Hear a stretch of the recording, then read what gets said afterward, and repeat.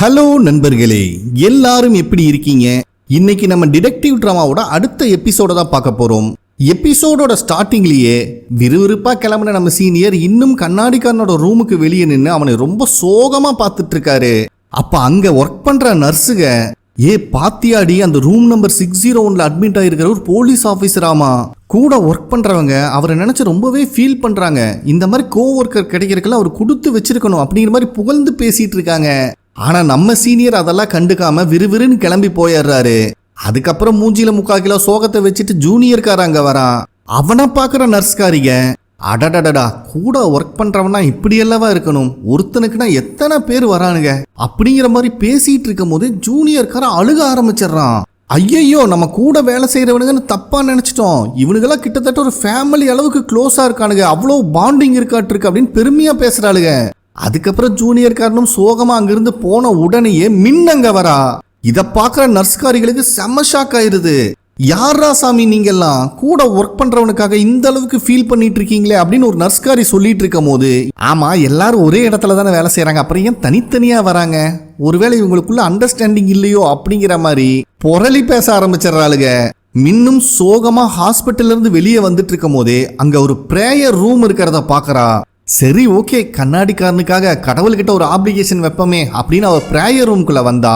Already hero அங்கதான் இருக்கான். Captain நீங்க என்ன பண்ணிட்டு இருக்கீங்கன்னு கேட்கும் போது, சும்மா ஒரு ரூமுக்கு போய் டிஸ்டர்ப் பண்ண விரும்பலாமா, அதான் பிரேயர் ரூம்ல வந்து உட்காந்துட்டேன் அப்படிங்கிற மாதிரி சொல்றான். அதுக்கப்புறம் 2 பேரும் கொஞ்ச நேரம் ஆறுதலா பேசிட்டு இருக்காங்க. அதே நேரத்துல நம்மளுக்கு சீனியரை தான் காட்டுறாங்க. அந்த கேங்ஸ்டரோட பாஸ் இருக்கிற அட்ரஸ் தான் கிடைச்சிருச்சு. பைபிள்ல மரண மாசம் ஒரு வாக்க போட்டு அந்த லொகேஷனுக்கு வராரு. அந்த பில்டிங்குள்ள போலான்னு பார்த்தா அங்க இருக்கிற ஒருத்தன் சீனியரையே தடுத்து நிறுத்தி, இங்க சின்ன பசங்கெல்லாம் போக கூடாது தம்பி, அடிச்சு மூஞ்சி கிஞ்சிலாம் கிழிச்சிட போறேன், ஒழுங்கா வீட்டுக்கு பத்திரமா போய் சேரு அப்படின்னு சொல்லும் போது நம்ம சீனியரும் வாய் வீசிடுறாரு. கடுப்பானவன் சீனியரோட சட்டையிலே கைய வச்சிடறான். பயமுள்ள ஏற்கனவே கொள்ள காண்டில் இருக்காரு, உடுவாரா, ஒரே பஞ்சு தான், நின்னுட்டு இருந்த இடத்துலயே நாக் அவுட் ஆகுறான். இத பார்த்துட்டு இருந்த அவன் கேங்க சேர்ந்து இன்னும் 3 பேர் வந்துடுறானுங்க. டேய் யாரா நீ, ஒரே அடியில நாக்கு தொங்க விட்டுட்ட மகனை, உன்னை சும்மா விட மாட்டேன்னு சொல்லும் போது அவனுங்க 3 பேர்த்தையும் ஒவ்வொரு பஞ்சில தூக்கி கடாசிடுறாரு. அப்படியே இந்த பில்டிங்குள்ள வந்தா இன்னும் சில பேர் பொருளோட வரானுங்க. கொள்ள மாசு சாரு அப்படிங்கிற அளவுக்கு போட்டு பிரின்னு பிரிக்கிறாரு. ஃபர்ஸ்ட் ஃப்ளோர்ல 4 பேரு, செகண்ட் ஃப்ளோர்ல 3 பேருன்னு சொல்லிட்டு ஒவ்வொரு ஃப்ளோருக்கும் சொல்லி அடிக்கிறாரு சீனியரு. அதுக்கப்புறம் திபுன்னு ஒரு 10-15 பேர் வந்துடுறானுங்க. எப்பவும் மேல அவனுங்களோட மண்டைக்கு மேல நம்பர் ஓடுது எவ்வளோ பஞ்ச் தாங்குவானுங்கன்னு. ஆனா இதுக்கெல்லாம் சீனியருக்கு பொறுமை இல்லைங்க. சும்மா நின்றுட்டு இருந்தா எப்படிரா, வாங்கடான்னு சொல்லி ஆளுக்கு ஒவ்வொரு பஞ்சு தான் பாரபட்சமே இல்லாம பிரிச்சு கொடுத்து ஒவ்வொருத்தரையும் சம்பவம் பண்றாரு. இவனுங்க கீழே விழுந்து ஒன்னையாவது சும்மா இருந்திருக்கலாம், ஒருத்தன் ஏதோ பொருளை தூக்கிட்டு வந்துடுறான். ஏண்டா இப்பதானே ஒவ்வொரு பஞ்சு கொடுத்த, நீ கேட்க மாட்டேடான்னு சொல்லிட்டு அவன் மூஞ்சியில விட்றாரு பாருங்க பஞ்சு, 1 2 3ன்னு மூஞ்சியே கொலகொலான்னு ஆயிருது. இந்த சமயத்துல ஒருத்தன் பெரிய மரக்கட்டையை கொண்டு வந்து சீனியரோட மண்டையிலேயே போடுறான். ஒரு நிமிஷம் கேர் ஆயிடுறாரு மனுஷன். டேய் என்னடா அண்ணனையே அடிக்கிறேன்னு சொல்லிட்டு விடுவாரு பாருங்க ஒரு பஞ்சு. உண்மையான நாக் அவுட்னா இதுதாங்க. ஆனா என்ன, இந்த ஃபைட்டை முழுசா பாருங்க, அவ்வளவு அருமையா இருக்கும். நம்ம தான் பாவம் சீனியரை வயசான வான்கோழின்னு அவமானப்படுத்திட்டோம். டே வயசே ஆனாலும் சிங்கம் தாண்டா அப்படிங்கிறத காட்டிட்டாரு நம்ம சீனியர். அதுக்கப்புறம் நம்ம சீனியர் 3rd ஃப்ளோருக்கு வராரு. என்ன அந்த மண்டையில வாங்கின அடியில தான் லைட்டா பொழந்து ஜாம் வெளியே வந்துட்டு இருக்கு, மற்றபடி நம்ம சிங்கம் ஸ்டடியா தான் இருக்கு. 3rd ஃப்ளோர்ல ஒரு பக்கையே காணுங்க, வெறிச்சோடி கிடக்குது. அங்க ஒரு சைனீஸ் ரெஸ்டாரண்ட் போர்டு இருக்கிறத நம்ம சீனியர் பாத்துறாரு. ஏன்னா ஆல்ரெடி ஒரு போலீஸ்காரன் தான் சொல்லியிருப்பானே இவங்களோட ஹெட் குவார்டர்ஸ் சைனால இருக்கு, ஆனா பாஸ் தான் கொரியால இருக்கான்னு. அதனால அந்த ரெஸ்டாரண்ட்டுக்குள்ளே வராப்ல அங்க 2 பேர் உட்காந்து ஃபுல் கட்டிட்டு இருக்கானுங்க. அதுல ஒருத்த ஆள் கொஞ்சம் பல்கா இருக்கான். ஆனா அதெல்லாம் செக் பண்ணி பாக்குறதுக்கு இப்ப சீனியருக்கு பொறுமை இல்லைங்க. வந்தவனுங்க என்னடா தம்பி வேணும் அப்படின்னு தான் கேட்டிருப்பானுங்க. அதுக்கே 2 பேத்துக்கு ஒவ்வொரு பஞ்சு, 2 பேர் நாக் அவுட்டு. அதே ரூம்ல தான் இந்த கேங்கோட பாஸும் சிவனேன்னு சாப்பிட்டுட்டு இருக்கான். இவனுக்கு 2 பேர் நாக் அவுட் ஆனதுலேயே அந்த பாஸுக்கு புரிஞ்சிருது ஏதோ ஒரு 7:30 தான் வந்திருக்குன்னு. அப்ப நம்ம சீனியர் இருந்துட்டு கண்ணாடிக்காரனோட பேரை சொல்லி, ஏன்பா அவனை உனக்கு தெரியுமான்னு கேட்கும் போது அவனே தெரியாம இருக்குமா அப்படின்னு வாய் விட்டுறான். ஓ அப்படியா சமாச்சாரம், அப்ப அவனை அட்டாக் பண்ண சொல்லி ஆர்டர் போட்டது நீயா தம்பின்னு கேட்கும் போது அதெல்லாம் ஞாபகம் இல்லைங்க அப்படின்னு சொல்லிடுறான். பரவாயில்ல, அதுல என்ன இருக்கு, அடிக்கிற அடியில எல்லாமே ஞாபகத்துக்கு வந்துடும். போன ஜென்மத்துல நீ என்ன பிறந்தங்கிறது கூட நீ சொல்லிடுவ, கவலைப்படாதப்பா அப்படின்னு சொல்லிட்டு இருக்கும் போது அந்த பாஸ்காரன் டென்ஷனா எந்திரிச்சிடறான். டே யாருன்னு நினைச்சு பேசிட்டு இருக்க அப்படின்னு. எப்பவுமே யாரை அடிக்க போனாலும் அவங்க மண்டைக்கு மேல ஒரு நம்பர் ஓடும், எவ்வளவு பஞ்சுக்கு இவங்க தாங்குவாங்கன்னு. இப்ப அந்த பாஸ்கார மண்டைக்கு மேல நம்பர் 30 தாண்டி போய் ஒரு கொஸ்டின் மார்க்கா நின்றுது. சீனியருக்கு ஒன்றும் புரியல, ஒருவேளை இவன் நம்மளை விட ஸ்ட்ராங்கா இருப்பானோ அப்படின்னு யோசிச்சுட்டு இருக்கும் போதே அந்த பாஸ்காரன், டே தம்பி நான் ஒரு பாக்ஸர் அப்படின்னு வாய விட்டுறான். நம்ம சீனியர் தான் பாக்ஸிங்ல சாம்பியன் ஆச்சே. ஐயோ பாக்ஸரா நீ, இங்க வா தம்பி, அவனை டச் பண்ணதான் போவாரு. பயபுள்ள அல்லையிலேயே விடுவான் ஒரு பஞ்சு, மொத்த பாடியும் சேக்காயிருது சீனியருக்கு. அவ்வளவுதான், இப்ப சீனியருக்கும் அந்த பாஸ்காரனுக்கும் சண்டை ஸ்டார்ட் ஆகுது. சீனியர் ஒரு அடி விட்டா அவன் பதிலுக்கு 2 அடி விடுறாங்க. சீனியரும் என்னென்னமோ டெக்னிக்கலா யூஸ் பண்றாரு, ஆனா அவங்கிட்ட ஒரு பப்பும் வேகல, இவர் மட்டும்தான் அடி வாங்கிட்டு இருக்காரு. இவ்வளவு அடி வாங்கினதுக்கு அப்புறம் கூட நம்ம சீனியர் கிவ் அப் பண்ற மாதிரி இல்ல. அந்த பாஸ்காரன் பாவம் பரிதாபம் பார்க்காம சீனியரை போட்டு பொழந்து கட்டிடுறான். பைபிள வாங்கின அடியில கிறுகிறுத்து போய் கீழே விழுந்துடுறாரு. அப்பதான் அவருக்கு கண்ணாடிக்காரன் கூட இருந்த மூமெண்ட் எல்லாம் ஞாபகத்துக்கு வருது. ஆக்சுவலா இவங்க 2 பேரும் ஒரு கிரிமினலை துரத்திட்டு போகும்போது பிரிட்ஜுக்கு மேல சிவனேன்னு போயிட்டு இருந்தவங்களை நம்ம சீனியர் இடிச்சிருப்பாரு. அதனால அவங்களோட டைமண்ட் ரிங்கு கீழே இருக்கிற தண்ணியில விழுந்திருக்கும். அததான் 2 பேரும் தேடிட்டு இருக்காங்க. ஒரு கட்டத்துல சீனியர் வெறுப்பாயி, என்னால இதுக்கு மேல தேர முடியாது, வாடா போலான்னு சொல்றாரு. ஆனா கண்ணாடிக்காரன் ஒத்துக்க மாட்டேங்கிறான். டே என்னடா இப்போ அதிகபட்சம் என் மேல ஆக்ஷன் தானே எடுப்பானுங்க, நானே நாளைக்கு என் வேலையை ரிசைன் பண்ணிக்கிறேன், வாடா போலான்னு சொல்லிட்டு அவரு பாட்டுக்கு போயிடுறாரு. ஆனா கண்ணாடிக்காரன் அங்கிருந்து வரல.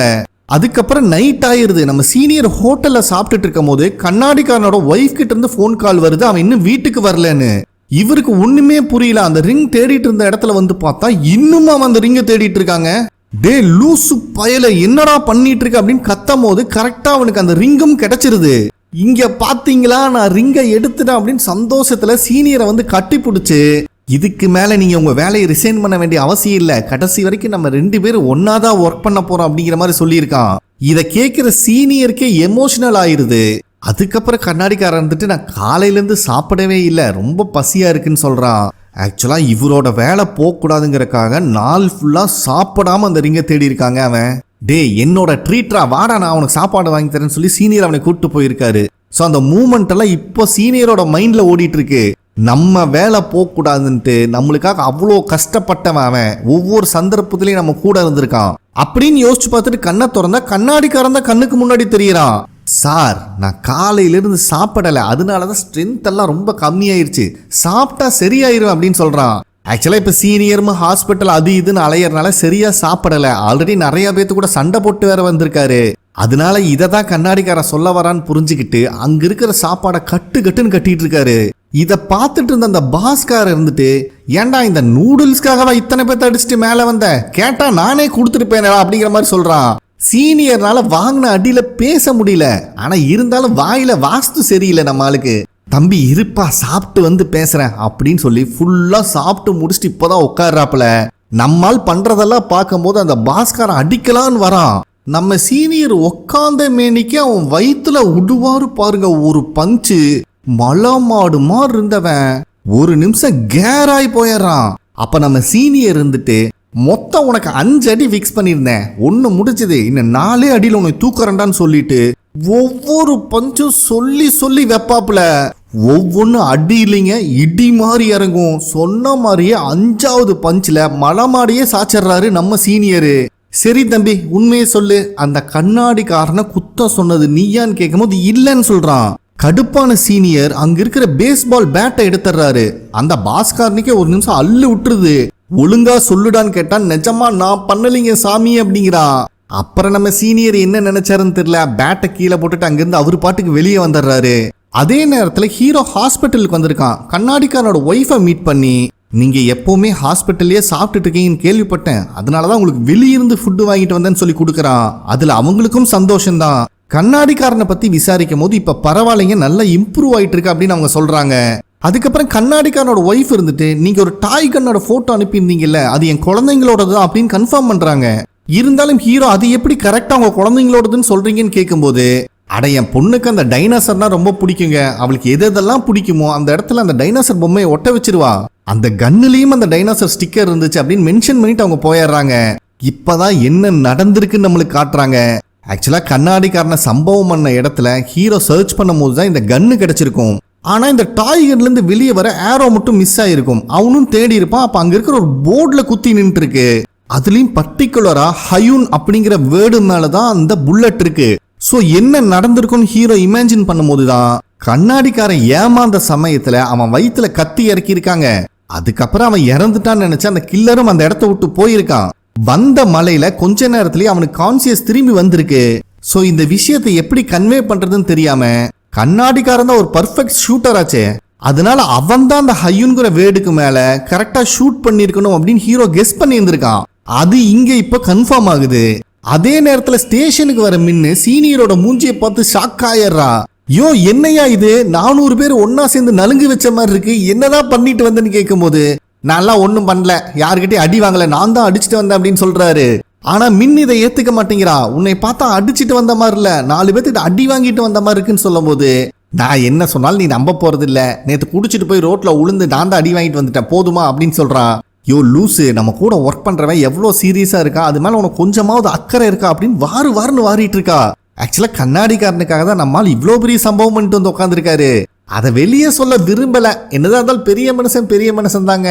அப்ப மின்னு இருந்துட்டு இன்டெலிஜென்ட் சீஃப் இன்னைக்கு ஒரு முக்கியமான விஷயத்த சொல்லி இருக்காரு. கண்ணாடிக்காரனுக்கு அவன் மெமரி எல்லாம் திரும்பி வந்துருமாமா அப்படின்னு சந்தோஷமா சொல்றா.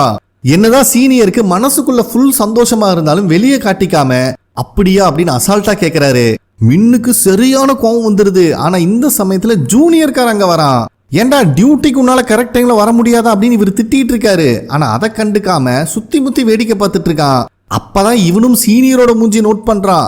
என்னங்க சீனியர், மைதா மாவை வச்சு பஞ்சிங் பழகின மாதிரி உன் மூஞ்சிய கொல நாக்கி வச்சிருக்கானுங்க அப்படின்னு துக்கம் விசாரிக்கிறான். இவருனால எதுவும் சொல்ல முடியல. ஏன்னா இவனுக்கு சொல்லி புரிய வைக்கிறது ரொம்ப கஷ்டம். அதனால திரும்பி உட்காந்துக்கிறாப்ல. அப்ப ஜூனியர்காரன் இருந்துட்டு சீனியரோட கையை பிடிச்சு ரொம்ப தேங்க்ஸ், நீங்க பண்ண எல்லாத்துக்குமே நன்றின்னு சொல்றான்.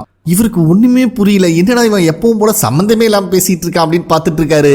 அப்ப அவன் மின்ன பார்த்து நீங்க பண்ண உதவிக்கெல்லாம் ரொம்ப பெரிய நன்றின்னு ஹக் பண்ண வரா. அவ தள்ளி விட்டுறா. டே என்னடா ஆச்சு உனக்கு, அம்மாவாசை வரக்கு ரொம்ப நாள் இருக்குடா, கொஞ்சம் தெளிவா சொல்லுடான்னு கேட்கும்போது அதை எப்படிங்க என் வாயால சொல்லுவேன், நான் வேலையை ரிசைன் பண்ணலான் இருக்கேங்கன்னு சொல்றான். இவங்க 2 பேர்த்தினாலையும் நம்ப முடியல. பயபுல அழுதுகிட்டே ரெசிக்னேஷன் லெட்டரை வெளியெடுக்கிறான். உங்க 2 பேர்த்துக்கிட்டது நான் நிறைய விஷயம் கத்துருக்கேன், அதை நான் எப்பவுமே மறக்க மாட்டேன் அப்படின்னு இவன் பேசி அழுதுட்டு இருக்கும் போது அங்க கரெக்டா ஹீரோ வந்துடுறான். என்னதாயா இங்க நடக்குது அப்படின்னு ஹீரோ கேட்கும் போது மின்னு இருந்துட்டு கேப்டன் விஷயத்தை கேள்விப்பட்டீங்களா, நம்ம கண்ணாடிக்காரருக்கு மெமரி திரும்பி வந்துருமாமா, டாக்டர் கன்ஃபார்ம் பண்ணிட்டாங்க அப்படின்னு சொல்றான். இத கேட்கும் போது ஹீரோவாவது சந்தோஷமாக்குறான். ஆனா ஜூனியர்காரனுக்கு ஆச்சரியமாயிருது. ஏன்னா அவனுக்கு இவனாலதான் இப்படி ஆயிடுச்சுன்னு ஒரு கில்ட்டினஸ்ல தான் இவன் ரிசைன் பண்ணலான்னு இருந்திருக்கான். அப்ப சீனியர் வாயை வச்சுட்டு சும்மா இல்லாம அதையும் கூட பரவாயில்லைங்க, இவன் கையில பாருங்க ரெசிக்னேஷன் லெட்டர் வச்சிருக்கான் அப்படின்னு போட்டு கொடுத்துறாரு.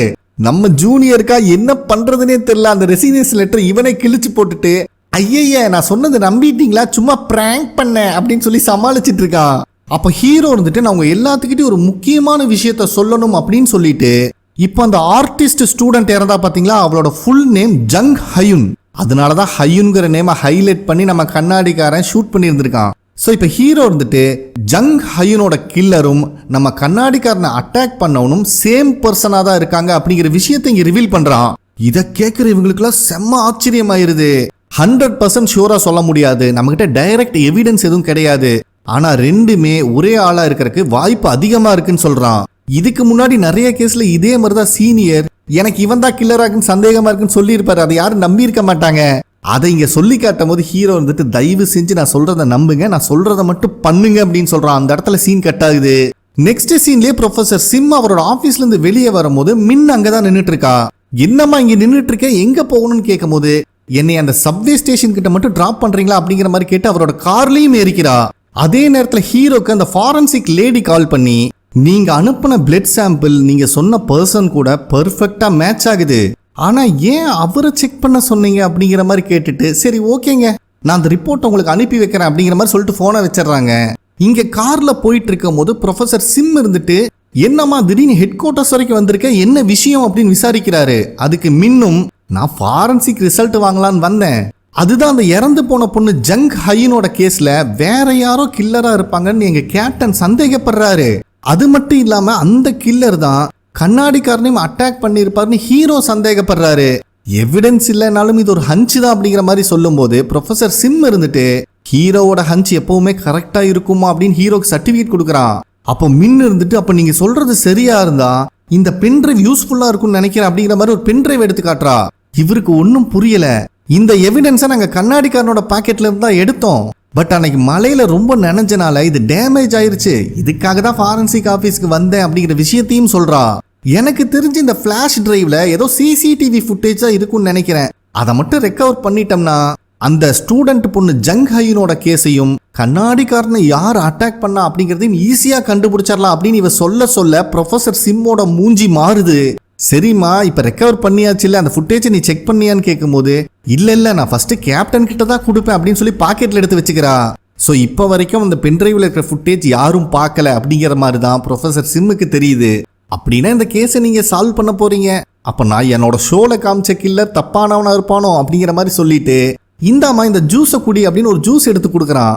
இப்ப நம்மளுக்கு ஹீரோவை காட்டுறாங்க. அவன் முன்னாடி இருக்கிற அப்ளிகேஷனை ரொம்ப சோகமா பார்த்துட்டு இருக்கான். ஏன்னா அந்த பிளட் டெஸ்ட் ரிப்போர்ட்டை ஃபாரன்சிக் லேடி மெயில் பண்ணிட்டாங்க, அதை பிரிண்ட் அவுட்டும் எடுத்து வச்சிருக்கான். அதுல சஸ்பெக்ட்ங்கிற இடத்துல ப்ரொஃபசர் சிம்மோட பேர் இருக்கு. இதுல முக்கியமான விஷயம் என்னன்னா ப்ரொஃபசர் சிம்மோட ஃபுல் நேம் சிம் ஹயுன் ஊ. சோ இவரோட நேம்லயும் இந்த ஹயுன்கிற வேர்டு வந்திருக்கு. அதே நேரத்துல கார்ல அந்த சிம் கொடுத்த ஜூஸை குடிச்ச மின்னு கொஞ்சம் கொஞ்சமா கேராய் அன்கான்சியஸ் ஆயிட்டு இருக்கிற மாதிரி காட்டுறாங்க.